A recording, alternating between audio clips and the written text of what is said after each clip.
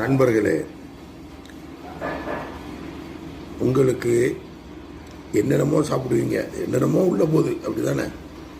எல்லாத்தையும் ஏற்றுக்கிறது. ஆனால் கொஞ்சம் கொஞ்சமாக வேலையை காட்டிடக்கூடாது. கிட்னி, லிவர் இதெல்லாம். அதுக்கு நான் என்ன சொல்கிறேன்னா, உங்களுக்கு கசப்பான தன்மை, டாக்டர்லாம் அதான் சொல்கிறாங்க. கசப்பானது என்னப்பா, அவக்காய், நெல்லிக்காய் இந்த மாதிரிலாம் இருக்குல்ல, தோரங்காய், இந்த கீழ்வான் நல்லி இலை, இதெல்லாம் வாரத்தில் ஒரு நாள் நீங்கள் நல்லா சுடுதண்ணியில் போட்டு அரைச்சி குடிக்கலாம். இப்போ நான்லாம் வண்டியிலே வச்சுருக்கேன். இப்போ நான் வரும்போது ஓட்டப்படாரத்தினுடைய குலசேரநல்லூர் அந்த அம்மா கொடுத்தாங்க. இங்கே பாருங்க,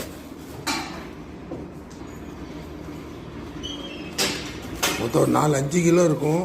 அவங்க சொன்னாங்க பையனுக்கு எடுத்துகிட்டு பாக்கி அவங்க வீடுகளுக்கு கொடுத்துருந்தாங்க. அங்கே நம்ம வீட்டுக்கு எல்லாருக்கும் கொடுத்துட்டு அந்த பையனுக்கு ஒரு 2 கிலோ கொண்டு வந்தேன்.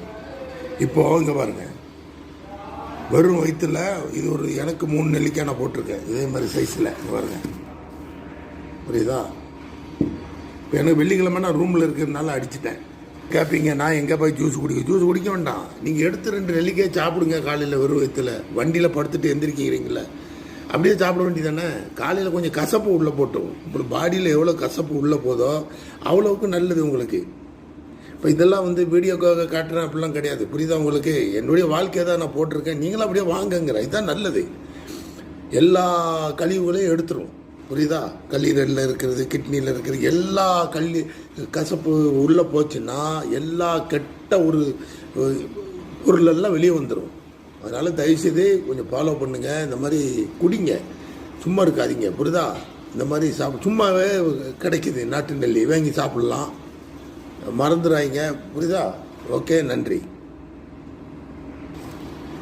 ஆமாம், அப்படியே ஒரு இழு தான். அங்கே பாருங்க, சரிதா? ஒரே இழு.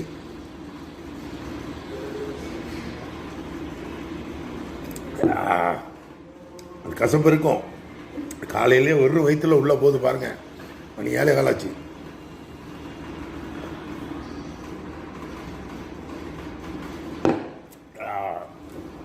ஓகே, நன்றி.